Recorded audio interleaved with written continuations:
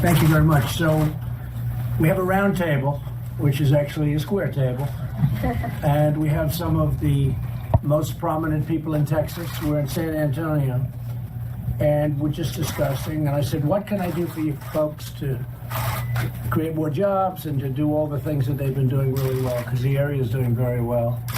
And we start talking, and the first person gets up and said, sir, we have many people dying coming across the border, because they'll come across the border. It's a vast, vast area. And they'll be dropped off, and they start walking, and they'll say, Houston's right down the road, but it's actually 300 miles away.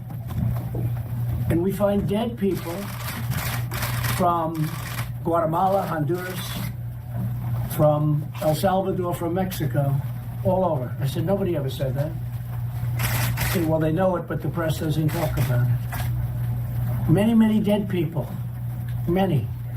Also, they come in and raid their houses, and it's very dangerous. And they're told never to leave their house at night. And at the day, during the day, always carry a gun and know how to use it. And where they have their fences, because these are big ranches, where they have their fences, never go near the gate unless you have two people, and especially at night. And make sure both of you are carrying a weapon, a gun. And I said, nobody's ever told me this. This doesn't come out in the fake news, and this doesn't come out in the press. And these people had no idea they were going to do this, but I said, you know what? We have the media here. We have some very good people in the media here, actually. And I think it should be explained. Nobody's ever heard this. I don't think they've ever heard this. And maybe I'll start with Gene. Maybe, Gene, can you start? And we'll go through. But these are incredible stories. I had no idea. Nobody has any idea how bad this is. And this has been going on for many years. Many, many years. But now they're coming up because the economy is so strong. But regardless, this has been going on. And many people are dying. And the danger of living here, unless you know exactly what you're doing, is tremendous. Where your wife carries a gun and she's trained in using it.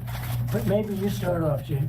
Well, we were telling the president earlier today that in South Texas, from here to the border, we have millions of square miles of open brush country, and that the coyotes pick these people up at the river, and they'll bring them 50, 60 miles into the U.S., and then give them a gallon of water and a little something to eat and say, Houston's right here, or Dallas is right there, and that you need to walk this direction.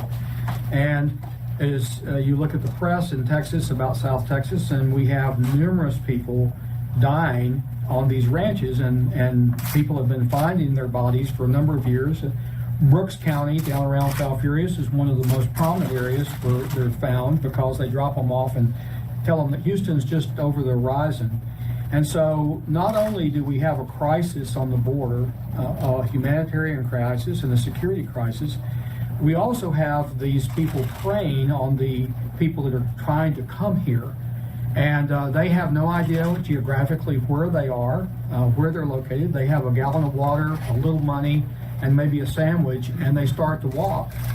And when it's hot and they're in the sandy country, they very often die. And these ranchers and a lot of the people here will tell you that they very often are finding bodies on the ranch. So this is not just security. It's not just us worrying about our property.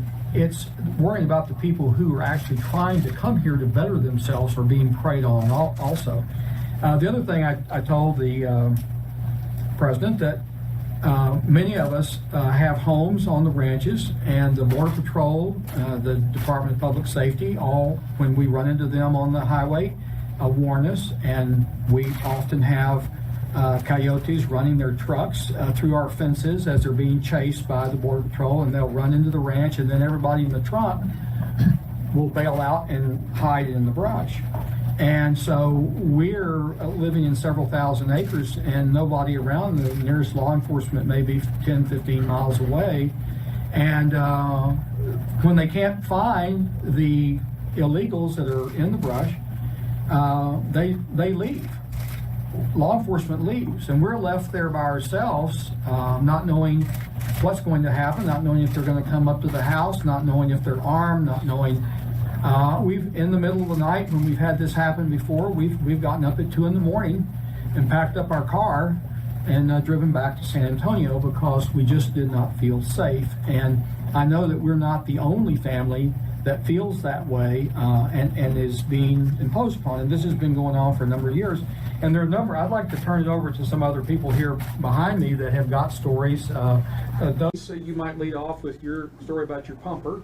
Well, we've got a ranch north of Laredo, and there's a lot of oil field activity going on. There's certain gates that they use to come in, so they're very heavily trafficked. And these MS-13 people and other gang-affiliated people come across and know these roads exist, and they sit by the gates. And instead of roughing the guy up to take his truck when he's coming out there to open the gate to gauge the well or do whatever he's doing, they've killed him. And so there's, dead people out there that are just doing their job, trying to go out there, oil field workers. And we've seen that down in our area. Often. And again, they all want the wall. If we had the wall, the good people will not be able, and you'll see them on the other side of the wall. And people can, number one, they won't come because they'll say there's no way of getting through. Right now they think there's a way of getting through. And the people back home never hear about them. They start the walk that they think Houston's half a mile away, but it's 300 miles. And it's desert. And I asked Mr. Powell, I said, let me ask you a question. When you do this, why aren't people around to help these people? He said, this is a vast state. It's a vast area.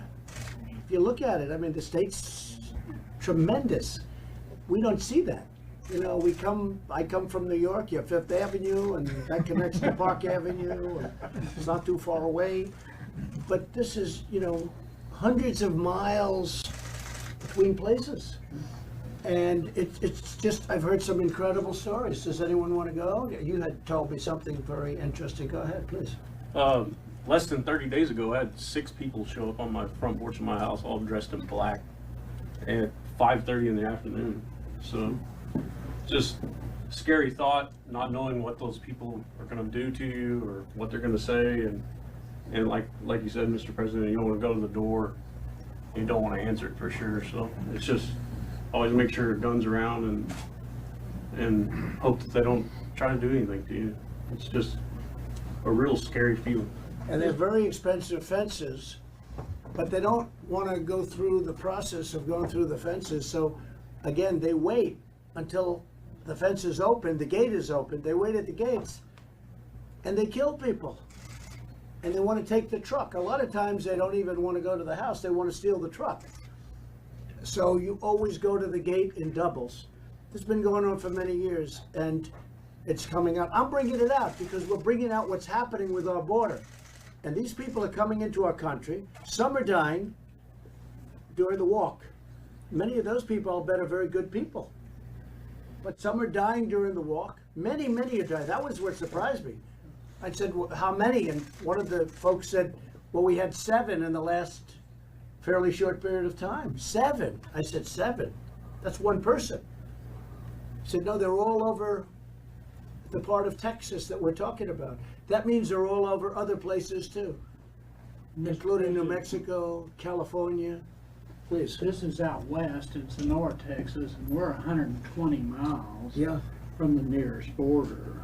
Right. And remember, they don't come through the port of entry. The bad guys come through other places. And I've been saying that from day one because it's they're not common coming through sense. the port of entry Right. to see it. And the other thing is the demographics changed. It's not about 3% of it's actually Mexicans from Mexico. They're Central American. You said 3%. 3% are Mexican. The others are coming from Central America, South Central America, and coming through. And they look different, and they're dressed in black, backpacks, got hoodies on. They're not good guys. It's a different deal than years ago. You put out some food, mi casa, su casa. They come in, they get the food, they leave. You know they've been there that day. That's different than it was years ago. Born in McAllen, lived all over Texas. I can tell you that it's different than it used to be. So you're saying that the people from, you said before, Colombia? and also from Guatemala, Yep. Honduras, Salvador. El Salvador, are much Salvador. tougher people and much more dangerous people. Well, they're only sending the rough ones that are carrying the drugs and the different things. See, that's You it. gotta follow the By the money, way, right? remember this. Those countries are sending the tough ones. They're sending the gang members. Those are the people they're sending to the United States. And the Democrats don't want to do anything about it. I'm doing something about it. The Democrats don't want to do it. But he just said it. And Mr. Powell and all of you, we've talked about it. People from Mexico, they come in, they help with the farming, they go out, no problem. But they were saying that the people coming from much further away, they're sending real killers, including MS-13, because they don't want them in Honduras and El Salvador and Guatemala. They don't want the gangs. So they're sending them to our country, and they probably aren't the ones that run out of water and run out of food, right? No. Dan, do you have something to say, Lieutenant? Let me tell you, we can document well over 1,000 dead bodies over the last 5 to 6 to 7 years. That's the ones that we find. You go to Brooks County, you want to do a good story? Go down to Brooks County. They have the photographs of children, pregnant women, older people, the people who are at risk. You leave them out in the middle of nowhere when it's 100 degrees with a half a gallon of water, you die. They don't care about these people. And the Democrats never talk about the humanitarian crisis, not just on our side of the border protecting our citizens, but these poor people who are subjugated to these gangsters, these cartels, who are bringing these people here, charging them thousands of dollars and leaving them to die. Leaving them to die. They know they're going to die. Taking advantage of the most vulnerable. Where are the people in Washington to stand up for these children, these women, these senior citizens? Where are they? Bring them down. Mr. President, let the Democrats come down to Brooks County. Let them come to any of these ranches. Let them see these bodies. Let them see the skeletons. We have the photographs. Call my office. We'll get them to you. One of the folks back here was saying that, I said, really, how often does that happen? All the time. How many have you seen? 11, over what period of time? Over a short period of time, 11 bodies. And if it's not the bodies, they're attacked, they're accosted, and very importantly, these people come into our country long beyond Texas. I mean, they go into our states that have nothing to do, you would think, with the border, but they go into deeper the better. And it is really a disgrace. And nobody talks about it. You don't have anybody talking about it. And I even said, even my Republican colleagues, and they're with us all the way, but they don't hear these stories. I never heard this story. This was not a scheduled news conference. You people are here. This was not scheduled, as you know. I said to these people, can you tell the press? Because this is a thing that's been going on for years. I mean, where your wife, if she doesn't carry, she doesn't have a chance. Where you can't go up to a gate and open the gate without a guy standing there with a rifle because people want to steal your truck, and they'll do it and kill you. They'll kill you, take your truck, sometimes go and rob the house. Then who the hell can live like this? And it's not just here and the border. But these are stories that I've never heard before. And I've been doing this stuff very intensely for 2.5 years. Mr. President, I think it's really important that this group, and I think everybody here would tell you the same thing. All of us have lived a long time in Texas. We are very proud of the multicultural nature of the state. We have it. We're biracial. We have tremendous friends, family members from Mexico, Mexican origins in their health. We all love each other and we get along great. That's not what we're talking about here. People will call us racist for bringing this up. We've been living in a bicultural world for many years and gotten along fine. My grandparents moved to South Texas along the border in 1918. So what we're talking about today, things have changed. Tell them, please. It has changed. We're not talking about citizens from Mexico who come here to do agricultural work. I remember having a bracero camp, the bracero program back in the 50s down in the valley. And the workers came across in buses, they did the work during, and the weekends they went back. everyone got along and we had a great relationship. Things have changed. This is the Central Americans and the cartels. The cartels, the smuggling of people, the moving of people. We had right here in San Antonio, within the last year, we had a truckload of people die in a Walmart parking lot where the refrigeration unit went out and they died. And this is happening all the time. They're moving people, 50, 60 people packed into a reefer truck to take them north. But And you are people also- die in those trucks. But you're also saying that the people coming up from areas that you know, didn't used to have a long time ago, but you have over the last, let's say, 10 years, you're saying the level of toughness is Yes, much yes. different than it used to be. They were saying that you have to hear some of these stories. And again, I said, look, anybody want to not, everybody said they'll agree to go and do this. I thought you'd have some that would say, I don't want to get involved. But the stories are incredible about the level of toughness, the gangs, the craziness, they're crazy. And they're coming in. And those countries are sending them up. I have no doubt that Honduras and Guatemala and El Salvador and Colombia, with its new president, but unfortunately their drug business has gone up 50% since he's been there. Those countries are sending them because they don't want them in their country. They're sending them to the United States because they think that the people of the United States are stupid, and they take them. And we're represented by Democrats that don't want to hear it because to them, they'll take anybody. They don't care about crime. They just want to get votes. They think these are all going to be votes for them someday. And other reasons. Maybe they want to make the country look bad. But let me tell you, we have a problem, and you people expressed it far better than anybody I've heard. I can't believe it. How many did you find last month? Well, 7 died on their ranch, on one ranch. 7. I said, what are you talking about, 7? They start walking. And it is the expanse. That's the thing. Nobody knows the expanse. Nobody knows what we're talking about because it's so big. This state and this whole area, the border is big. Talking about 2,000 miles. And these people start walking. And this scum, the coyotes, the worst scum in the world, the coyotes, and they take their last amount of money. They leave them nothing. And they give them some water and a sandwich. And they start walking. And they have hundreds of miles to walk. Leave them to die. They leave them to die. And they're dying all over the place. And nobody knows it. No one should have to die to come to America. You know, we need legal immigration reform, obviously, but no one should have to die to come to America. And that's what the cartels are driving. And if you had a wall on the other side, you had a wall, they wouldn't be able to get through. And they're easy to, you know, you can take on a humanitarian basis.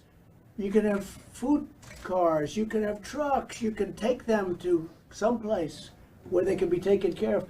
And they won't come. You won't have so many because if they know they can't get through, they're not going to come. All of a sudden, they're not going to come. And we're building a lot of wall. You know, the other day I saw the fake news. They were saying I didn't build wall.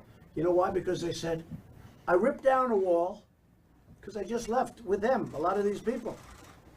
We ripped down a wall that was dead. It was useless. We ripped and we built a new one. They said that wall was already there. We built a brand new wall. We showed it to them. And some of them, because it's a dishonest deal, some of them said we didn't build a wall. Why didn't we build a wall? Because there was a wall already there. But what they don't say is that we ripped it down because it was worthless. It was garbage. And people walk right through it. So we built an incredible new wall. It was even my design. My design, our contractors, they just left. The tractor marks are right there. The machinery is still there. And these people left. They said, we didn't build the wall. The wall was already there. You're dishonest people, many of you, and many of you aren't. This is a very important story. People are dying. Great people are dying. Bad people are coming up. You have both. You have the gang members that are being thrown out by these countries because they don't want them, and they figure, let the United States handle it. We're not going to do it. And then we have judges, in the Ninth Circuit in particular, but we have judges that will rule against us no matter what. 2 days ago, we had a judge ruled against us because he said he doesn't want people staying in Mexico. Mexico's too dangerous. let them come in here. This is crazy. It's crazy. So I thought that even though this was not a planned news conference, I thought this was so important to say, where you have people dying all over the place. And when you mentioned 1,000, Dan, I think it's much, much more than 1,000 Just the ones that we've been able to find and count, so over the last short while. many more. Does anybody else have anything to say? Would you like to say anything? Well, Lieutenant Governor, you're right. The ones you find are not on the road. Right. You have to either find them horseback or the helicopter. Right. And so that's when you find them. And there's no telling how many more. It's like doing a deer count. You can't find all the deer. They're dying in the brush. Yeah, exactly. I just know the ones that have been counted. There's a group that goes of citizens, Mr. President, Brooks County, and for years they've been going out trying to document this story. And they get a little bit of coverage every now and then. The media doesn't follow it. And so you're absolutely right. That's just the ones they've counted. Again, University of Texas at San Antonio's got a group of people who volunteer their time in their anthropology department to go down and document these graves, take dental samples, DNA samples, and try to identify the people who have passed so that they can notify their next of kin, either in Mexico or in South America. And they're doing this out of the goodness of their heart to try to give these families closure. It's horrible that we have to have a group of people that spend their spare time in the brush country of South Texas documenting poor people who have passed away because somebody told them Houston was, and America was just over the hill. So I said, what's the solution? You live here, you know the area so well, but you know the border better than anybody. This isn't the border's a ways away, but you get plenty of action even up here, but the border's down there, but many of them are involved with the border. What is really is the answer? And I said, you gotta have a wall.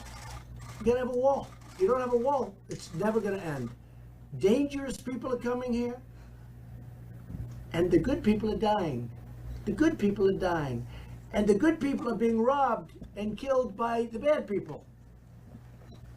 They're being killed by gang members because some of them have a little money left. After giving it to the coyotes, they have money left. And the gang members will take the money from the good people and let them die. Or kill them. MS-13 and others. It would be so great if you'd write a straight story and let the world know. I mean, this is a small group of people that are good people.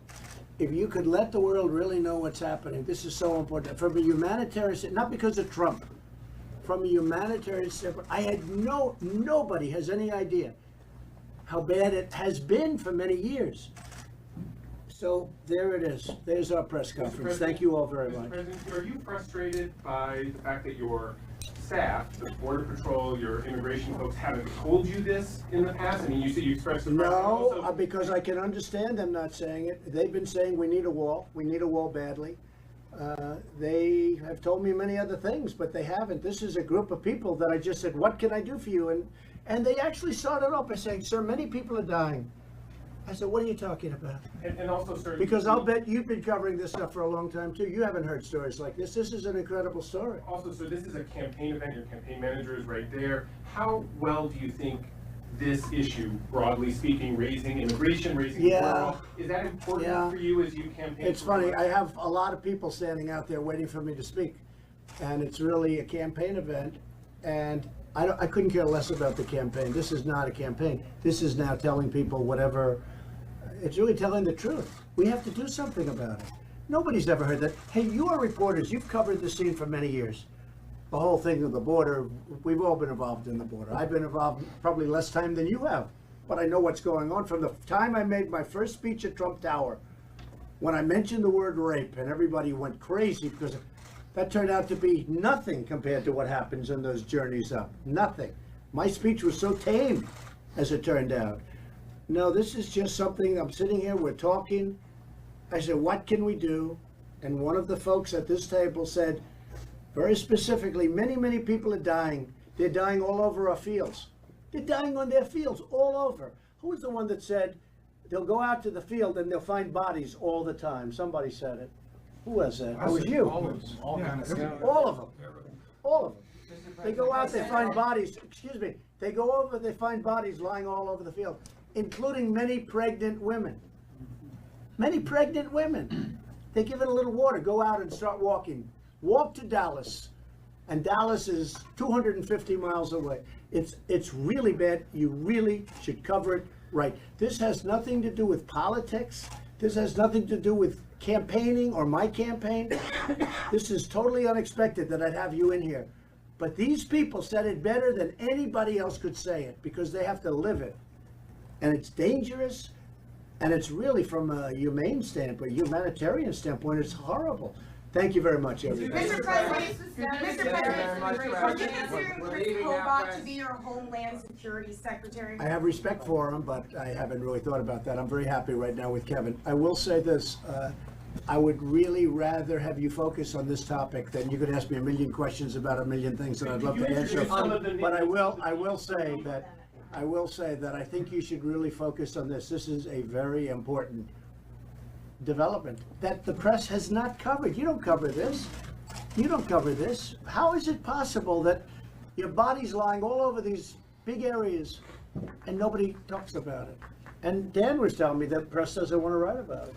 No, we've tried to bring this story up time and time again on television and the print, and you know, one day, and it's a non-story. And to me, it's the biggest story, Mr. President, because when vulnerable people are taken advantage of by the cartels to make a buck, they're sending them to their death. Make a lot of bucks too. They're sending them to their death, and they know they're sending them to their death. And it Mr. happens over President, and over. could you introduce the people who spoke to us today so that we have their names correctly? I could, if you want. Do you want to do that? We'll just do it very quickly because we have to go and I have a lot of people waiting. But we will help you. Do we need the names? President Trump, speaking about deaths, are you going to be ending the U.S. participation